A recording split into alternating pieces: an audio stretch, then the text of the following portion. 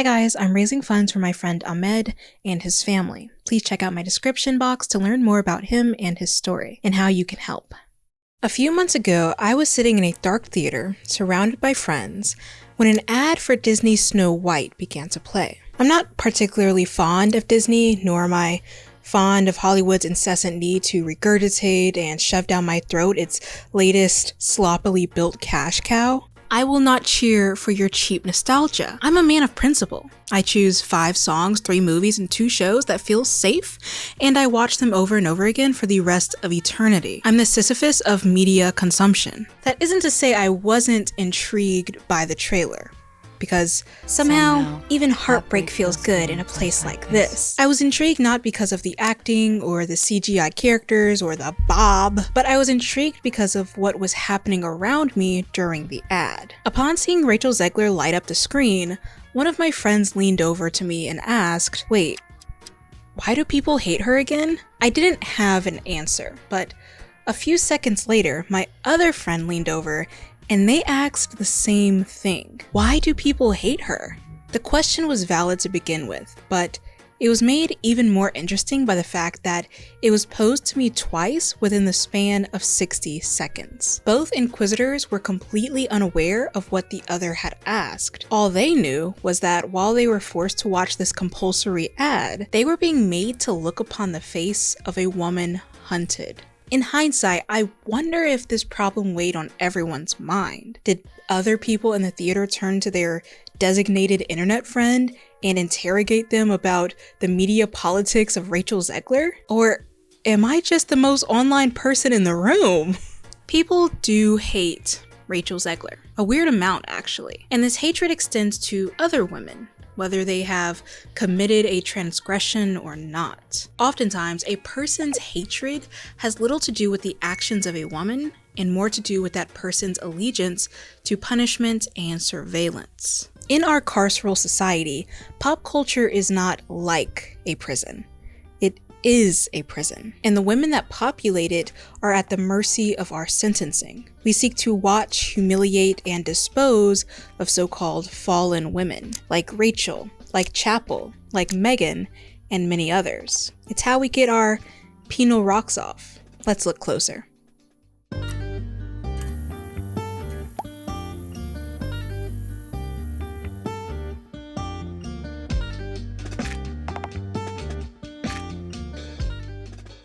The internet can be a terrible, lawless place, but sometimes it can be useful. This portion of the video is sponsored by ThredUp, an online consignment and thrift store. For a majority of my life, my wardrobe has had a sizable secondhand presence. Thrifting was and is the most affordable option for me. Not only can shopping secondhand benefit your wallet, but it can also potentially benefit the planet. I've been using ThredUp off and on since 2021, and I usually buy casual, everyday pieces. Their platform features high-quality products, including designer brands and new with tag items. And by using their search filters, you can refine what you see based on what you want. I tend to search by material and color because I prefer things that are more cotton-based and nearly offensive to the eye in terms of saturation. This blouse is a perfect example. Its estimated retail price was $85 and I got it for $14.99.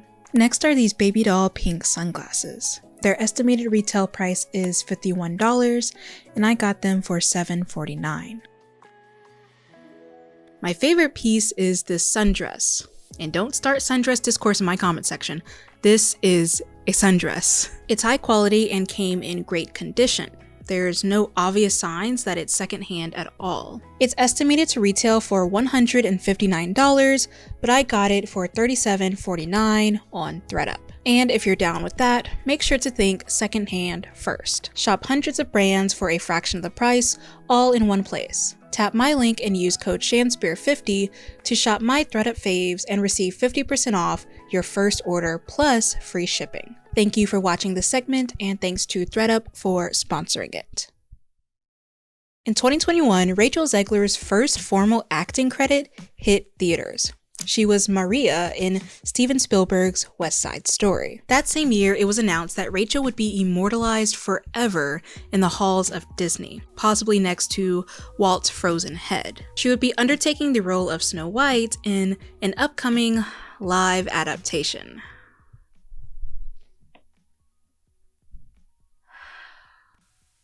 Snow White is white, and I don't even mean that racially.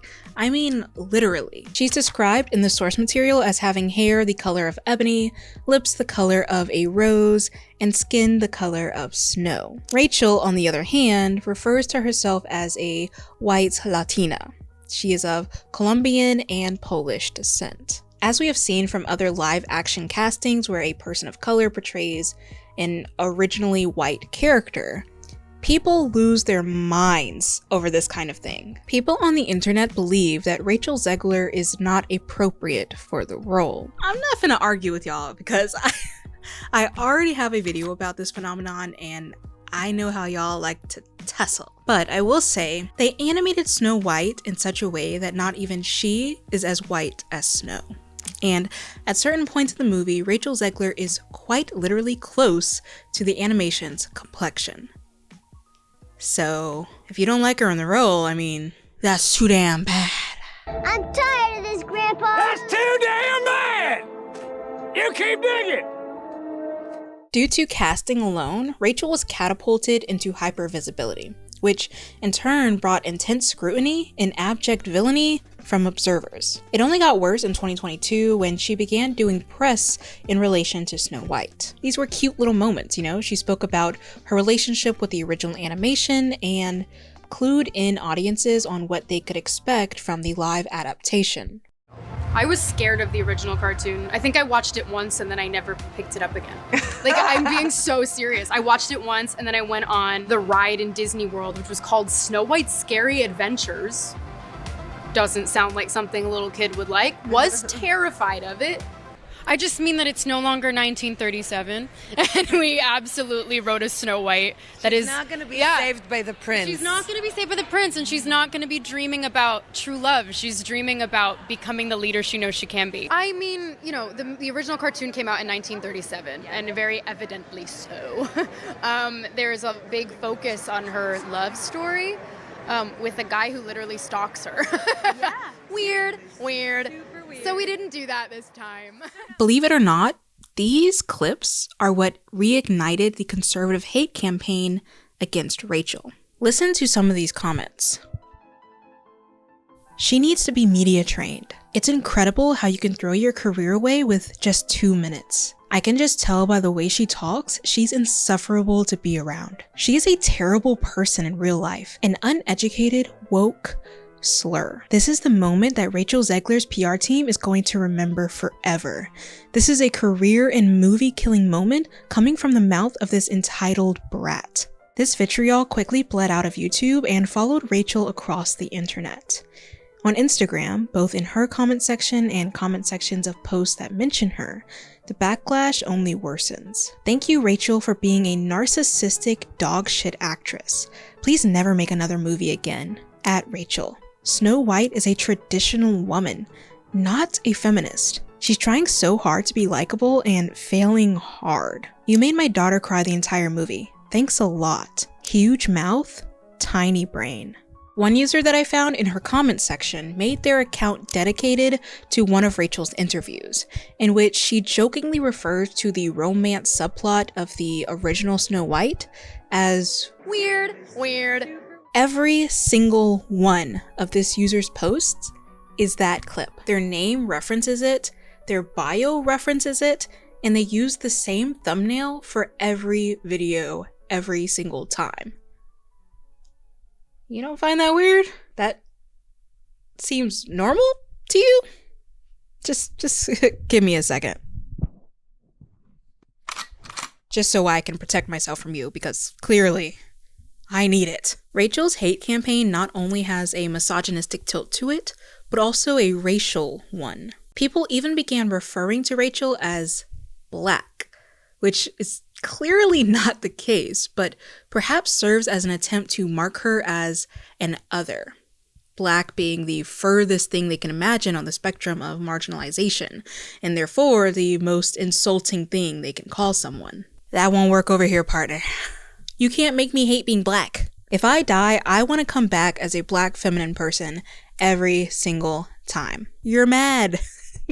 You might also notice that besides her role as Snow White and her existence as a Latina woman, Rachel also receives a great deal of violence due to her politics. She is openly anti-Trump, which explains the Trump dick riding in her comment section, and most notably, she's pro-Palestinian. We love to see it. Her stance on Palestine especially caused backlash during the Snow White promotion, compounding with every other thing snowflake conservatives got mad about. Major publications and even the director's son further stoked this fire by implying Rachel's politics caused Snow White to flop at the box office. Don't piss me off. I don't believe that anything Rachel Zegler has said or done warrants the amount of abuse she has faced. I also don't believe she's the reason a major corporation lost money on a shoddily made cash grab. Cause again, don't piss me off. Don't get me started on the, well, she hates Snow White and that's why people hate her. Sorry, my scroll fell. Because first of all, she never said that. And second of all, you guys like your jobs? Oh. When has an actor hating their IP ever been a deal breaker for audiences? Hating Twilight arguably lended Robert Pattinson respect among Twi haters during the thick of things. People are hooting and hollering over Penn Badgley hating Dan from Gossip Girl and now Joe from You. So what's really tea? The comments about Rachel and other hyper-visible women needing to be trained are also alarming to me. To my knowledge, Rachel hasn't said anything outright problematic or offensive. She's just a little silly. She's a theater kid, for God's sake. I knew that before I even knew anything about her. I wish my only flaw was being outgoing and creative. That's not even a flaw. This discourse reminds me of Shakespeare's Taming of the Shrew. You want these women to become more refined, palatable, and couth, which really translates to you want these women to be quiet. For I am he that's born to tame you, Kate, and change you from a wild Kate to just plain household Kate. God, not hot, but temperate as the morn. But why? Why is that a standard that women have to obtain in order to be respected? Is that even what women have to do to be respected? Because when women are shy and reserved, like, say, Kristen Stewart or Summer Walker at the beginning of her career, they're relentlessly bullied for it in the media. Unless someone is actually doing and saying terrible stuff, the concept of training them really just means you want them to be less human. You want them to say the right polished thing at all times, even if they don't believe those things, just to make you, the viewer, more comfortable. And God forbid they actually do receive PR training, because then you'll call them out on that too. Now they're fake. They're doing damage control. Now they're scripted. It's very strict in here. Truthfully, it doesn't matter what Rachel does or doesn't do, what she says or how she says it. It's not about her. It's about your need to punish her. Rachel Zegler's hate campaign is part of an ever-moving and violently popular environment, where women are targeted by droves of individuals and institutions. In the beginning, these attacks are disguised as criticism, but ultimately lack construction. These comments don't facilitate change or accountability on the part of the targeted woman. It just breeds fear and defeat. That's the point. These hate campaigns are not done out of a desire to see someone become better or be held accountable. That's one way we know that they're influenced by our carceral culture. The point isn't restorative justice or rehabilitation. The point is to dehumanize and dispose of people. Furthermore, women who have hate campaigns go on to face a heightened and inhuman sense of scrutiny, where their words, actions, and beliefs are routinely discredited, made fun of, or outright fabricated. For instance, women who are funneled into conservative hate campaigns especially find themselves photoshopped into poorly done thumbnails, with words they've never said or things that they have never done. Threats are plentiful in this environment. Verbal violence is expected. If you happen to be someone who doesn't participate in these campaigns, especially if you condemn them, you were then chastised or made a suspect. Or worse, you're downvoted on Reddit. The goal is to create a normalized environment where women are punished without due process, publicly humiliated, and disposed of by society. Cancellation isn't the goal here.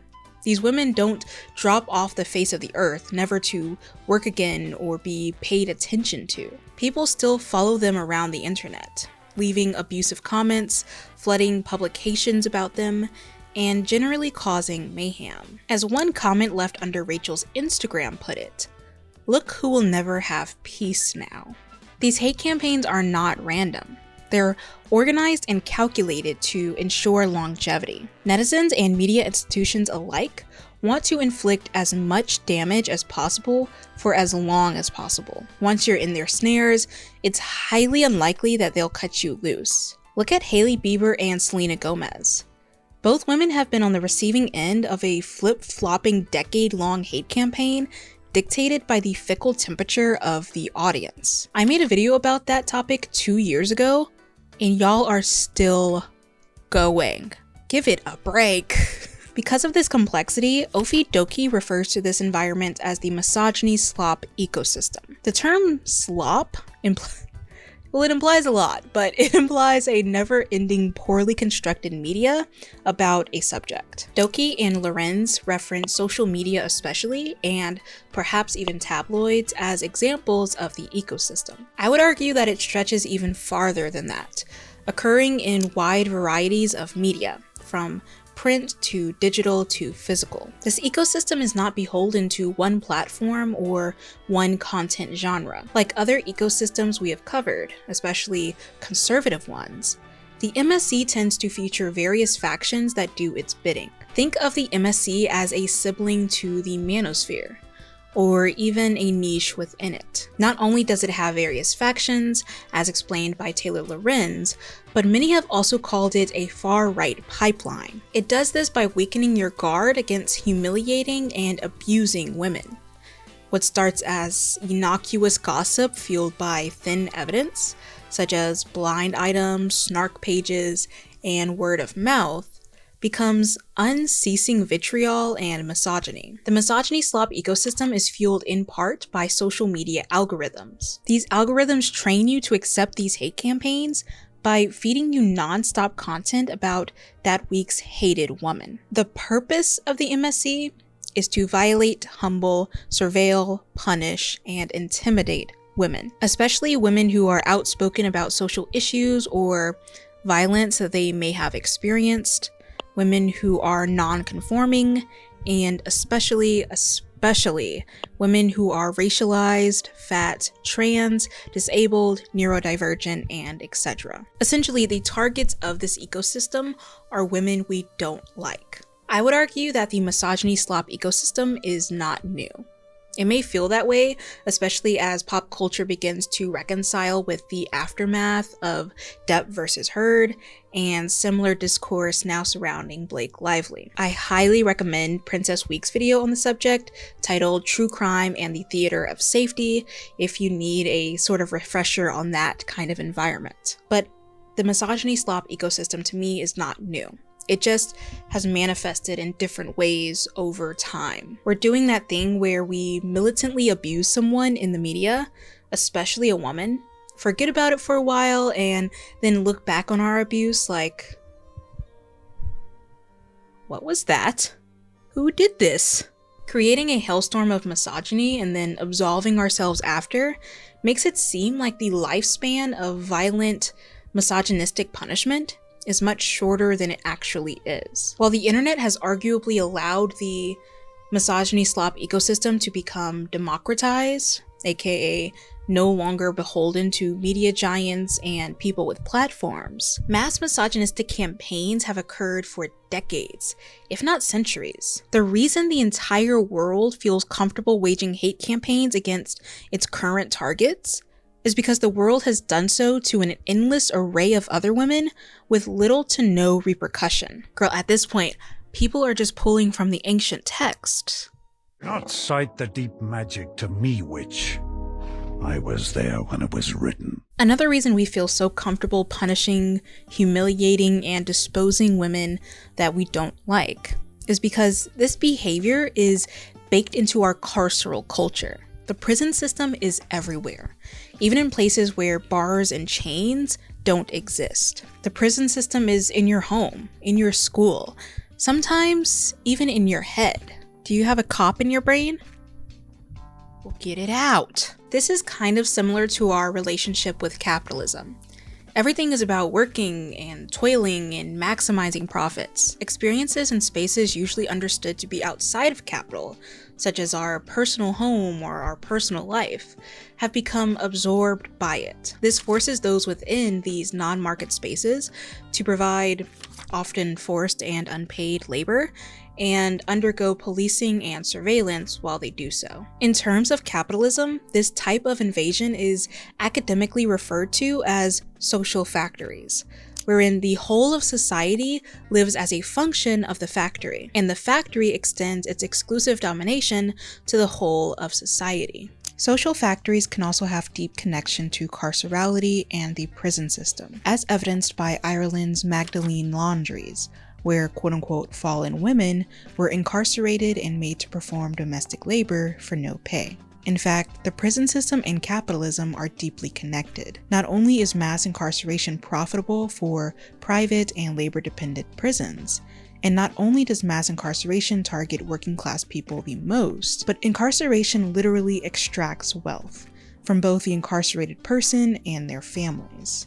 As Dan Berger argues, carceral capitalism keeps people and communities poor. If social factories exist, and if capitalism and carcerality are symbionts, then so too exists the social prison. This became evident in my research when I noticed scholars continuously referring to things that aren't prisons in prison-like terms. In fact, there are numerous entities in our society that organically exist outside of carcerality, yet have since been absorbed by it. Prison dominates the whole of society, while society functions in favor of prisons. Take these community services as examples: education and childcare. Depending on your location, your school may have metal detectors or an assigned sheriff. Amongst other narrow discriminatory policies, Black and brown students are subsequently funneled from school to prison in disproportionate amounts. In terms of child services, community-based childcare, or the village, has been replaced by independent nuclear families or independent single parents who struggle without aid. Subsequently, the state gets involved, oftentimes employing violent, surveillance, and separatist policies reminiscent of prisons. Black and brown families especially are more likely to be punished, on par with carceral politics. Perhaps most pertinent to this video, another argument for the existence of social prisons is media. Media uses a combination of surveillance and punishment to dehumanize and dispose of various offenders. Like I said at the beginning of this video, pop culture is a prison, and media, which is where we often receive pop culture news, serves as an arrest warrant or a key to the cell. Due to the state of policing should be at the top of your mind. How those with power use policing, surveillance, and punishment to curb dissent should be nuts to you. Butternuts, in fact, regardless of your political standing. I don't know if conservatives watch my channel, but if you are conservative and you somehow enjoy governmental and authoritative intervention, you are a disgrace to your ancestors. I spit on you. I'm from the South, where white conservatives claim to hate big government and governmental oppression. They fly their little "don't tread on me" flags, and they harp on about the Second Amendment. And yet they're the first ones to gargle the balls of a fascist. I mean, They are doing a combo on it. They are buying out the stock of grapefruit. Let me stop. Man, watch out. Obviously, policing affects those perceived as marginal the most. That's Black and brown people, especially trans women, people with disabilities, working class people, people in the global south, people in specific neighborhoods, and etc. The way policing in the real world targets people is the same way policing in the media is carried out. Oftentimes, violence against these groups go unchallenged. People find no issue with cringe compilations that bully, because that's what's happening, bully fat, disabled, or autistic people. No one bats an eye when trans women are harassed on social apps or in headlines. All of this is normalized just like the prison system is normalized. We believe that if someone does something quote unquote wrong, however we understand and define that word, that person must be appropriately punished. A person who is being punished to us is automatically guilty. We believe that there's causation between the two. And obviously, I mean, we never get it wrong. That's why the death penalty exists, right? We would never punish or kill someone unless we're absolutely sure. The prison system has also absorbed the idea of accountability, making it about suffering and retribution rather than restorative justice. And so in the misogyny slop ecosystem, when we perceive a woman to do something wrong, we believe that we can hold her accountable by verbally abusing her, threatening her, discrediting her, and violating her both on intimate stages like social apps and big stages like media institutions. If she truly has done something wrong, and if she has taken accountability for her actions, if she has changed and apologized, the attacks don't stop. This behavior has been normalized for centuries through the prison system. Look who will never know peace because of their behavior begins to sound a lot like, if you can't do the time, don't do the crime.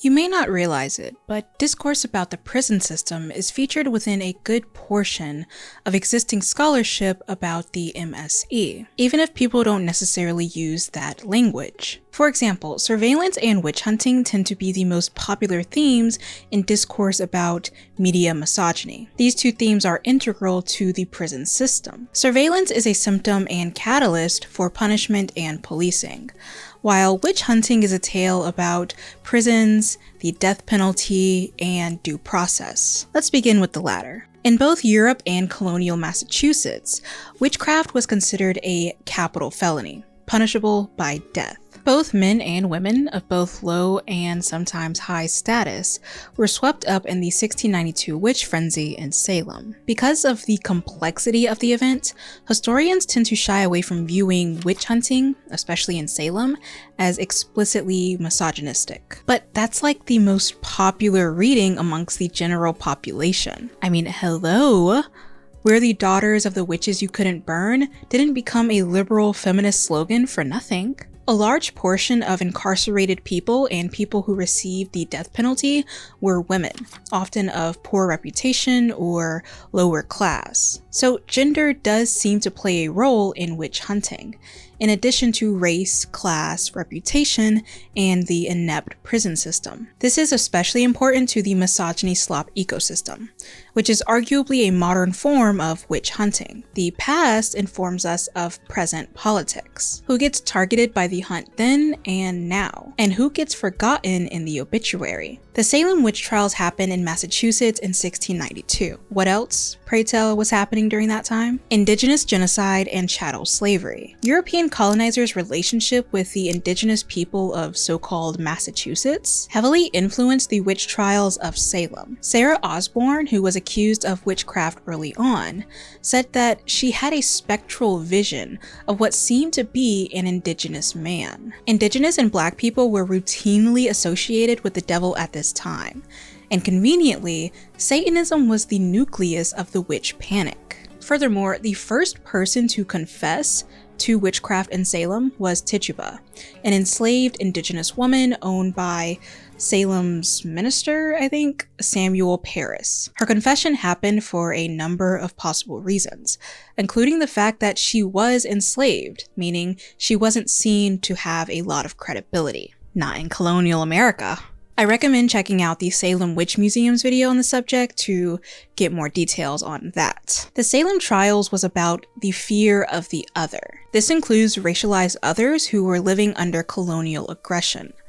Therefore, if we conceptualize the misogyny slop ecosystem as modern witch hunting, then we must also include readings of race, especially when so many impacted women of today are Black and brown. The threatening other also included women in the community who didn't follow social norms or who were on the periphery of society. Of course, there was Tituba. There was also Sarah Good, who was described by Emerson W. Baker as, quote, a poor, disaffected woman known for her sharp tongue and outburst hurled even at those who offered to help her. Sarah Osborne, yet another accused witch, was a, quote, bedridden woman plagued by ill health, end quote, who was widowed and living scandalously after she, quote, purchased the contract of indentured servant Alexander Osborne and then married him.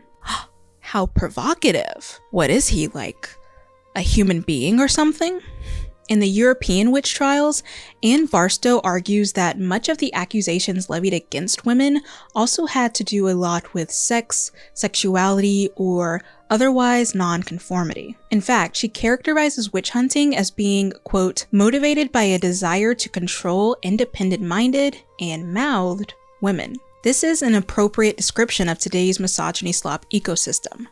The goal of these hate campaigns is to silence and intimidate otherwise outspoken and independent women. Narratives about witches, both old and new, tend to paint women as, quote, liars, unfaithful, immoderate, sexually insatiable, and downright evil. In fact, relationships and sex seem to be a massive theme amongst targeted witches. Julio Caro Baroja, writing in 1965 about the Basque witch trials, states, a woman usually becomes a witch after the initial failure of her life as a woman, after frustrated or illegitimate love affairs have left her with a sense of impotence or disgrace. There's also the penality of it all. The Salem witch trials is inextricable from discourse about the prison system. The accused witches and other incarcerated people were confined in poor conditions, much like today's incarcerated population. Baker describes the Salem jails as cold, dark, and damp, filled with the stench of unwashed bodies, chamber pots, rotting food, vomit, and dead vermin. If this were not bad enough, prisoners were manacled and chained and had to reimburse the jailer for their room and board. The conditions were so harsh that Sarah Osborne, a bedridden and disabled woman who was also experiencing poor health, eventually died in custody. This is a similar fate for disabled people today, including people with mental health conditions. They are hit especially hard by mass incarceration and policing. And while in jail or prison, they are often deprived of medical care, humane conditions, and accommodations. As the Salem witch hunt intensified, the court seemed ill-prepared to handle the amount of supposed witches. They carried out trials and subsequent death sentences quickly and without credible evidence. Major Robert Pike, a magistrate in the area, went as far as writing to one of the Salem judges, Jonathan Corwin, evoking a sentiment that a lot of death penalty opponents and concerned citizens feel today. Quote, he worried that such controversial evidence was given too much weight in the trials. This led him ultimately to conclude that the court should rather let a guilty person live till further discovery than to put an innocent person to death. Beyond class, race, gender, and social standing in relation to the prison system, the point of the witch trials in Salem was that anyone could be swept up in the carnage, especially when our sense of justice is based on vengeance and shame, and even more so when our due process is gutted or absent. Not only is this applicable today in the traditional sense, but it also applies to misogyny slop campaigns. Due to the surveillance and heavily policed nature of social media, you too can become the most hated person in media overnight. Even if you don't have a platform, even if you think that you're relatively anonymous online, if you happen to get videotaped while you're out in public by, say, an influencer, if you happen to post innocuously on TikTok and go viral, you can find yourself at the gallows or the stake, or God forbid, in a poorly made and entirely fabricated hate video online. I always thought the reign of Big Brother and the seminality of 1984 would at least be cooler, not clout-driven and sloppy. I'm going to throw a term at you. Catch it, why don't you? Panoptic misogyny. This is what I'm calling the phenomenon where surveillance and punishment have a freaky deaky threesome with misogyny, and the result is one ugly baby. Panoptic misogyny is what drives the MSE. It's what misogyny slop creators do to their targets. Panoptic misogyny depends on its targets being surveilled and punished before a jury of their peers. The size of the jury is entirely relative. It can be your entire village or your immediate family. Usually though, panoptic misogyny occurs on a grand stage. Hundreds of thousands, if not millions of strangers get to perceive and judge you. That's my waking nightmare. Maybe even call you some slurs. Surveillance and punishment were integral for the Salem witch trials. They were clearly surveilling the hell out of Sarah Osborne. They saw her shacking up with Mr. Alexander and they were taking notes. Okay, they were forming opinions and they were putting belts to asses. That's in poor taste. I'm sorry. Rest in peace, Miss Osborne. Girl, I'm sorry. Panoptic misogyny can happen to anyone, whether they're already a well-known figure or if they're a normal person who suddenly becomes hyper-visible. By the nature of technology and the media, everything is a panopticon. Everyone gets surveilled, especially in the misogyny slop ecosystem. For transparency, panoptic misogyny isn't a new idea. When I googled the phrase to see if someone had already thought of it, I saw various iterations like panoptic patriarchy, the gendered panopticon, and the male gaze as the panopticon. While these articles use similar phrasing, their thesis is fundamentally different than mine. They position surveillance and misogyny as something we internalize and enact upon ourselves, i.e., society tells us what's wrong with us, often through a white supremacist and capitalist lens, and we police our body and our appearances accordingly. My concept focuses more on the external equation of the panopticon rather than the internal. It's surveillance and punishment enacted against us by outside forces. The panopticon was designed by Jeremy Bentham in the late 1700s.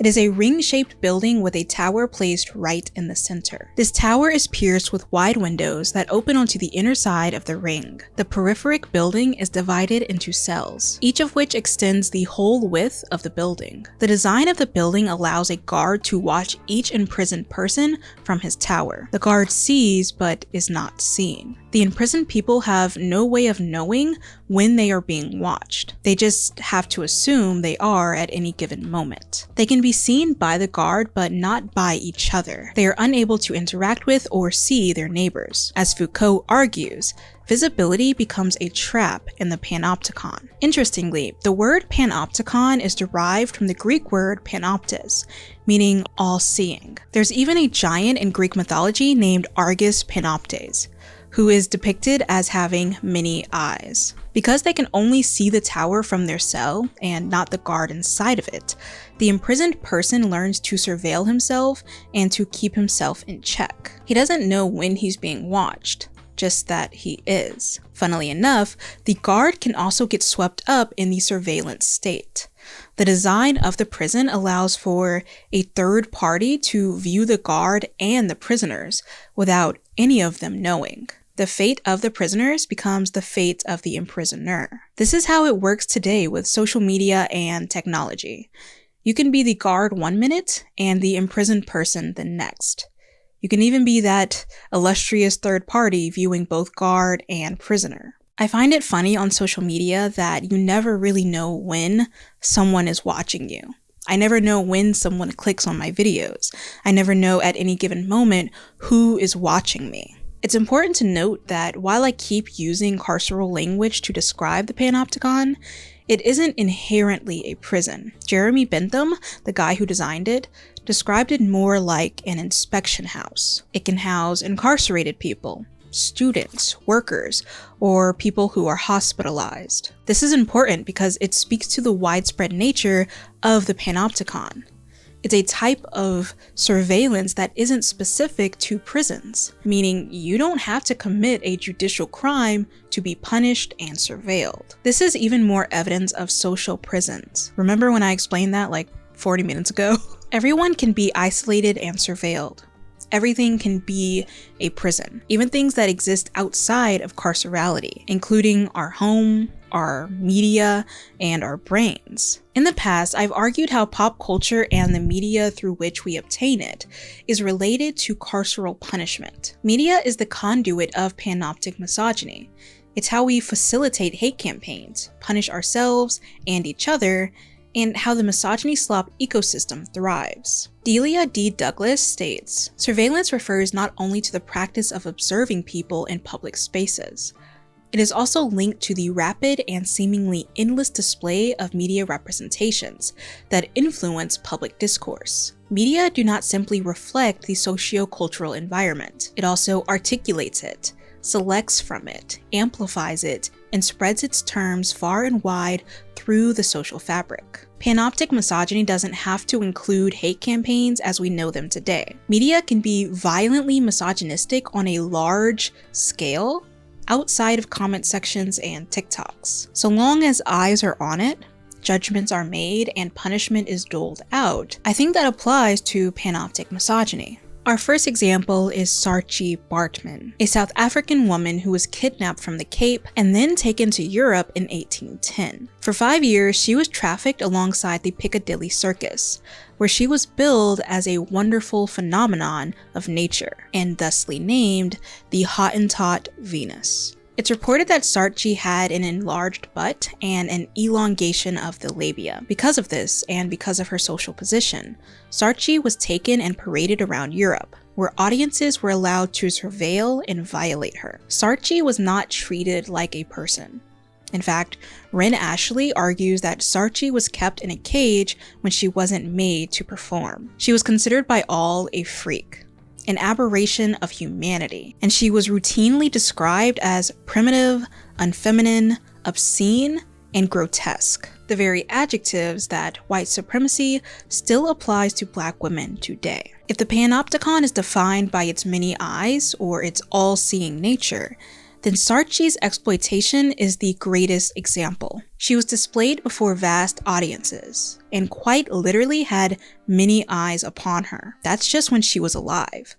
Saartjie died in 1815, 5 years after being kidnapped and smuggled into Europe. Georges Cuvier, a French scientist, then went on to dissect and experiment on her body for science. If her kidnappers and voyeurs saw her as the scientific difference between Black and white bodies, Cuvier sought to take it one supremacist step further. He sought to prove that people like Saartjie, being people from South Africa, were the lowest rung of humanity, and are closer to great apes than they are humans. After this experimentation, Saartjie's brain, genitalia, skeleton, and a plaster cast of her body were preserved and displayed in European exhibits, including a French museum. This panoptic display of her body lasted until the 1970s. While her body was finally returned to South Africa in 2002, the surveillance and punishment of Saartjie didn't end there. Mara Matasio argues that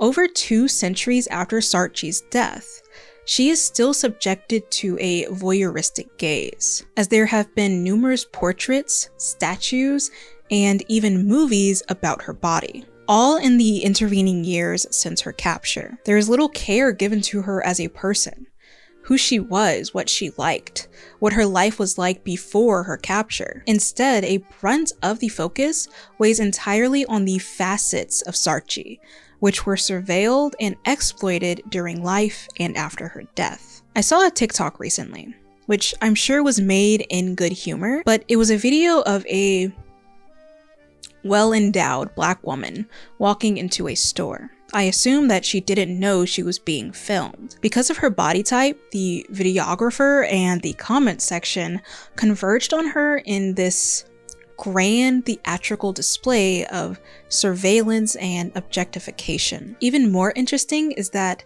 someone commented on that video that the woman was saartjie baartman, which has implications and patterns and optics.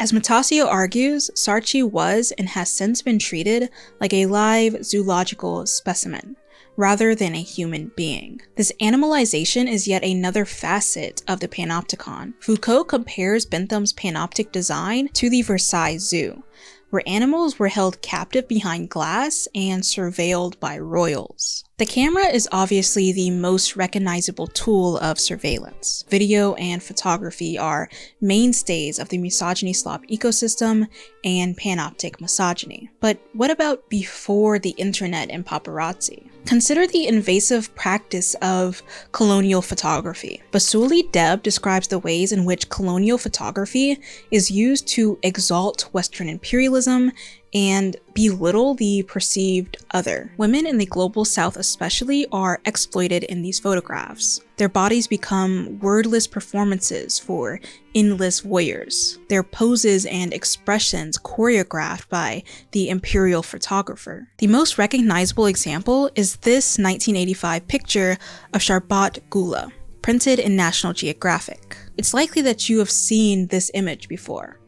And yet, it's even more likely that you know nothing about the person in it. The original caption accompanying Sharbat's image makes no mention of her name or her circumstances, referring to her only as Afghan girl. In fact, Sharbat would remain nameless for 17 years after first appearing in National Geographic. Her life is reduced to a flat photograph, her existence disseminated millions of times to millions of people. Basuli argues that Sharbat was thusly cast as an imperial stereotype, forcibly made into a silent, apolitical, exotic Muslim woman, who was expected to stand by and wordlessly stare. This is a stereotype that persists today. It's important to emphasize that imperial photography is also carried out by other women, who Deb describes as imperial feminists. These women are often from the global north, places like Britain or the United States, who travel to the global south to create exhibits of the women there. These imperial feminists often juxtapose their own assumed liberation as Westerners against the women of the global south, articulating them through captions and angles as their unliberated, unresisting, unfortunate counterparts in need of white feminist saviors. If photography is used as a way to expose difference and wield power, then the same can be said about photojournalism, tabloids, and articles. These two are arms of panoptic misogyny and have thoroughly saturated the misogyny slop ecosystem. Just look at how the media was treating my sisters Venus and Serena in the 90s and 2000s. Researching this almost made me crash out, I'm not gonna lie. Venus and Serena are tennis royalty, especially in the Black community. They come from a background not often associated with tennis due to the sport's history of being elitist. In spite of this, the sisters rose quickly in the industry. This proved to be a double-edged sword. Their success was seen by white upper-class elites as a threat to the legacy of tennis and the supposed superiority of whiteness. Girl, fuck that sport and fuck you too. Delia D. Douglas considers surveillance a form of power, and it is often wielded to suppress and control the person being surveilled, as well as the masses. This makes perfect sense in the grand scheme of panoptic misogyny. Surveillance serves as a way to police and punish women. As the Williams sisters rose in reputation, white society argued for their containment. It's not that they did anything quote-unquote wrong to deserve such criminalization. They simply dared to exist.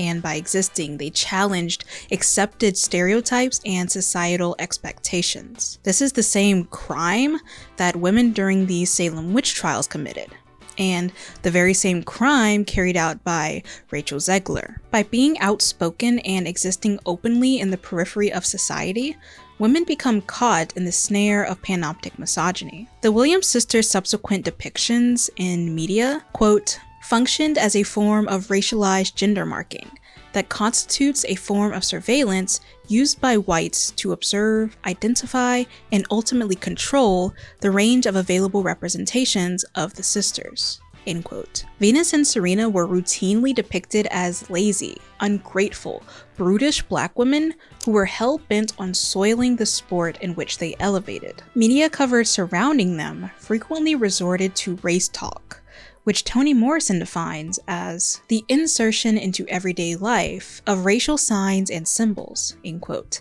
that serve to disparage or denigrate racialized people. Serena especially has faced virulent misogynoir, perhaps best exemplified by the Herald Sun's 2018 cartoon of her at that year's US Open. Similarly, the media converged on both Venus and Serena in 2003 after the murder of their sister Yotunda. It used their grief as a way to further surveil and punish them. In March 2004, 6 months after Yotunda's death, Serena returned to tennis and played the NASDAQ 100 tournament. A New York Times reporter went on record before God and everyone and stated that the reason for her hiatus was a mystery, and that she subsequently owed her sponsors, her fans, and the tennis world a more honest effort. Other reporters went on to insinuate that the sisters' absence in tennis was due not to grief or injury, but because they're disrespectful and indifferent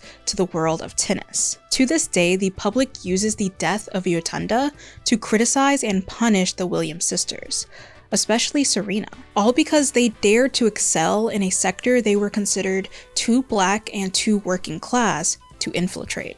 Venus and Serena's pain became fuel for the misogyny slop ecosystem, as it so often does, especially for black women. July 1st, 1991. It was a lawless time. We were just a little over a decade away from getting rid of Ronald Reagan for good, at least in physicality.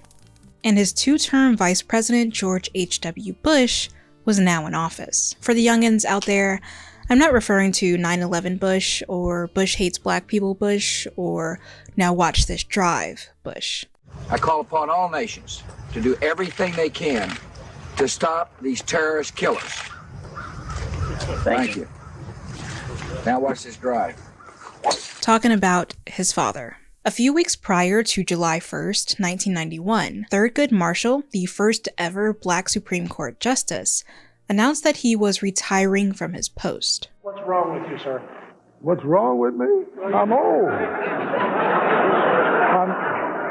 I'm getting old and coming apart.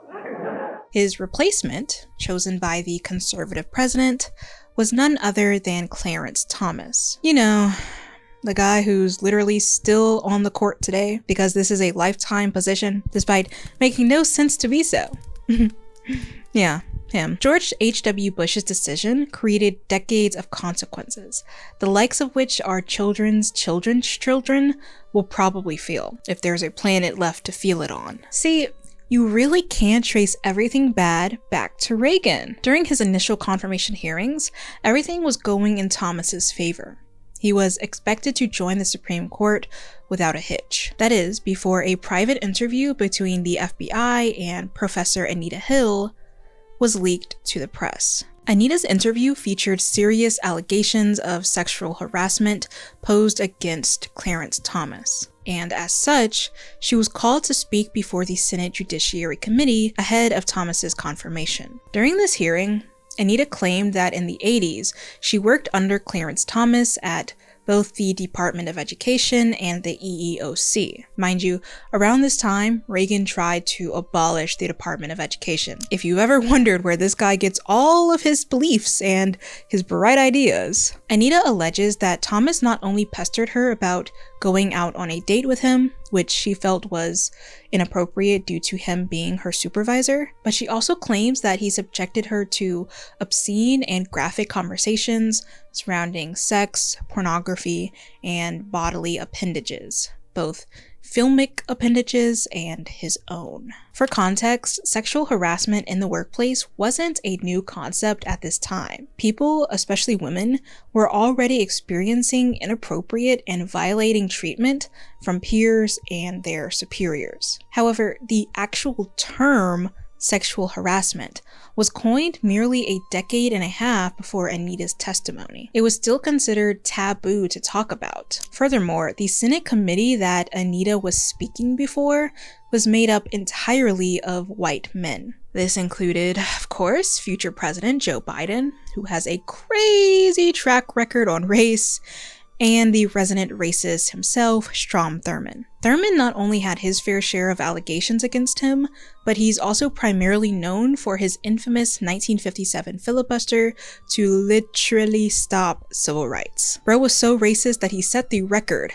for the longest filibuster in Senate history, which was only usurped this year by Senator Cory Booker. Panoptic misogyny is immediately clockable with Anita's case. There's this moment right before she sits down at the table, a metaphorically isolated and clinical space similar to a courtroom pulpit. In fact, the entire commotion of the Senate hearings evokes criminality and judicial proceedings. Anita herself has pointed this out, arguing that it has led people to discredit her because they feel as though she didn't prove her case, though she is adamant that that's not why she spoke up. But when Anita rises to be sworn in, the crowded room is engulfed by bright camera flashes. It elicits this sort of caged, surveilled feeling, even for us, the people doing the watching. Mara Matasio argues that viewing such circumstances through a screen allows us to exercise an unsanctioned, objectifying gaze on the body of which we're surveilling. Our anonymity and the distance we have from the event, since we're not literally there watching it unfold in person, allows us to believe that the objectification of the person we're watching is not our fault. We're just innocent bystanders. Both the reaction of the Senate Judiciary Committee and the media circus that followed only cements the panoptic misogyny. Anita was grilled by the panel, who treated her like she was a criminal on trial. This is yet again another parallel to witch hunting, with Emerson Baker writing that local magistrates in Salem questioned accused witches like, quote, a modern-day police detective grilling a subject for a confession rather than an impartial judge. Outside of the hearing room, Anita's face and name were plastered across magazines. Her testimony was parodied on television. She was accused by the American people of airing out dirty laundry and making black people look bad. Clarence Thomas certainly helped none when he compared the allegations to being lynched. Anita reportedly received death threats, bomb threats, and threats of sexual violence. She was fired from her teaching job after intense public interference, and she even received harassing phone calls from total strangers, including Clarence Thomas's wife, Ginny. The same Ginny, of course, who might have allegedly been involved in trying to overturn the 2020 election. According to a source with knowledge of the events, Thomas said in a voicemail, I would love you to consider an apology sometime and some full explanation of why you did what you did to my husband. So give it some thought and certainly pray about this and come to understand why you did what you did. In 1992, a year after the hearings, David Brock wrote an article for the conservative magazine American Spectator, in which he described Anita as a little bit nutty and a little bit slutty. Brock went on to write an almost 500-page slop fest he called a book, only to come forward years later and admit that everything was fabricated in an attempt to smear Anita's character. The reason for this backlash, the so-called crime that Anita committed to deserve such punishment, was simply speaking up. It would have been more comfortable to remain silent. It took no initiative to inform anyone. I took no initiative to inform anyone. But when I was asked by a representative of this committee to report my experience, I felt that I had to tell the truth. I could not keep silent. Anita's treatment in the media is identical to the treatment every woman faces when she comes forward about assault, harassment, and abuse. This is the playbook from which the media and general public pulls to this day. They question a woman's validity, sanity, behavior, and past. And more often than not, they successfully turn the public against her, leading to unceasing violence. On July 13th, 2020, TMZ reported a disturbance in Hollywood Hills. Witnesses told 911 that they heard arguing, followed by gunshots, before a car sped off. When police finally located this car, they found artist Megan Thee Stallion, her then friend Kelsey, and the musician known as Tory Lanez. Megan was clearly injured, which the world was allowed to see and speculate about due to leaked surveillance footage. 2 days later, on July 15th, Megan alleged that she was shot. Attempting to quell media rumors and intense scrutiny, she stated, "I was never arrested.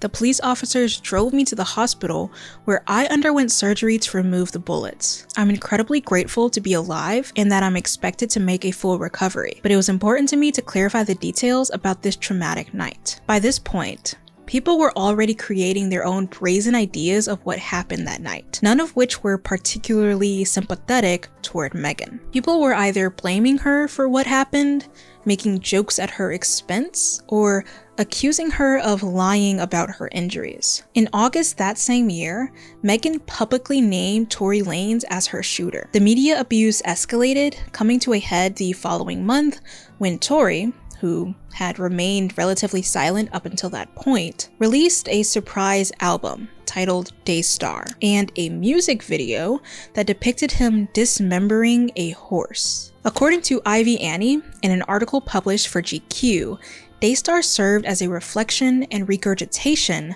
of the media violence that was directed at Megan. Quote, "With this album, which is full of inconsistencies, hypocrisy, and self-gratifying soliloquies, Lanez adds fuel to the fire. He uses music as a medium to attack, beg, and gaslight Megan while lionizing himself." Social media became a pipeline through which Megan was surveilled and punished. Her sex life was scrutinized. Her pain and emotions were downplayed, and she was constantly accused of lying. When trial commenced in 2022, Megan took the stand as a witness and explained how the media, both social and institutional, played a role in her hate campaign. "I can't even be happy," she stated. "I can't hold conversations with people for a long time. I don't feel like I want to be on this earth. I wish he would have just shot and killed me. If I knew I would have to go through this torture." Through her testimony and through lyrics referencing this traumatic event, Megan touches on a phenomenon heavily present in the misogyny slop ecosystem. Megan is not perceived to be a perfect victim, not only because of her race, complexion, and body type, and not only because of her personal life and her lyrics, but simply because she's still alive. Not only are her haters eager to punish their targets in general, they get even more frenzied and even more violent if a person survives violence. It's like blood in the water to a shark. Had Tory Lanez murdered Megan that night, people would be much more open to accepting the violence that was enacted against her. Not entirely, because misogyny still dictates that women are to blame for everything that happens to them. But for the most part, the public wouldn't be able to downplay her trauma or pretend it never happened. But the theater of justice, the theater of true crime, is to tell the tragic stories of good, clean, dead women. Not living, flawed, messy women who still need help and grace. Those women are criminalized. Because if she can breathe, she can lie. And therefore we can doubt her, and therefore we cannot really believe her. Because how can we ever really know? The hate campaign against Megan is still ongoing. It's been 5 years. Not only is social media still flooded with people calling her a liar or begging for her abuser to be freed from prison, she also has to face misogynistic, violent retribution from her industry peers. People with high platforms like DJ Academics, became integral to Megan's smear campaign. Drake, Eminem, and DaBaby have also been insufferably bubble-headed about the entire situation, making jokes about her abuse and, in Drake's case, calling for Tory to be freed. And then there's Nicki Minaj. In early 2024, Megan released Hiss, which features the line, "These hoes ain't mad at Megan, these hoes mad at Megan's Law." Megan's Law requires community notification of sex offenses, meaning offenders not only have to register with local law enforcement, but that registration also then has to be made public. This lyric could be about anyone, clearly. In hindsight, a lot of people consider it a shot at Drake. They view it as a catalyst for the Kendrick and Drake beef. However, Nicki Minaj made the lyric about herself, and everyone paid the price for it. The same day that Hiss dropped, Nicki Minaj began a Twitter crash out that would last nearly a week. The point was to defend her family and avenge her husband, who is on the offender registry. It quickly turned into a stomach-churning, one-sided spar of violence masquerading as rap beef. Nicki accused Megan of lying about being shot. She accused Megan of having an intimate relationship with Tory Lanez, which by that point Megan had already addressed in 2022 and holds no bearing on him abusing her. Nicki then made fun of Megan's alleged alcoholism. She made fun of Megan getting shot, which contradicts her earlier accusation about Megan lying about getting shot. And she repeatedly references Megan's mother, who died in 2019. The attention given to Megan's mother was so intense that the cemetery in which she's buried reportedly upped their security because they were afraid that the grave would be vandalized. You wicked woman, lying on your dead mom. You are a wicked mom. Fragment foot. Bullet fragment bitch, she a bullet fragment bitch. Disgusting?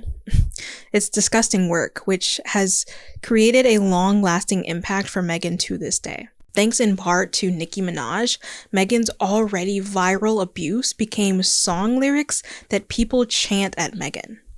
Song lyrics about gun violence and her deceased mother. This is how misogyny slop and panoptic misogyny works. Perceiving that Megan did something wrong, either by omitting information that was none of our business, having consensual sex, or simply existing as someone who faced intimate partner violence, the world sought to surveil and punish her. This was a bipartisan effort by both men and women, black and white, individual and institution. This is textbook misogynoir under a surveillant and carceral regime. It's the same phenomenon that Rihanna faced in 2009 and that Cassie is facing today, having come forward about Diddy. Women are expected to be silent not only about their life and their accomplishments or their opinions, no matter how average, but also about things that hurt, things that have happened to them and many others. They're supposed to accept violence and harassment without batting an eye. Nicki Minaj likes to evoke Rihanna as the correct example of how to endure abuse, and she weaponizes Rihanna's story against Megan Thee Stallion, while conveniently ignoring that Rihanna was also ridiculed, dehumanized, and punished by the media for what Chris Brown did to her. Panoptic misogyny stops for no one. In Megan's words, "This situation has only been worse for me, and it has only made him more famous. Because I was shot, I've been turned into some kind of villain, and he's the victim. This has messed up my whole life. This whole situation in the industry is like a big boys club. I'm telling on one of y'all's friends, and now you're all about to hate me." For decades, it has been popular and profitable to hate women.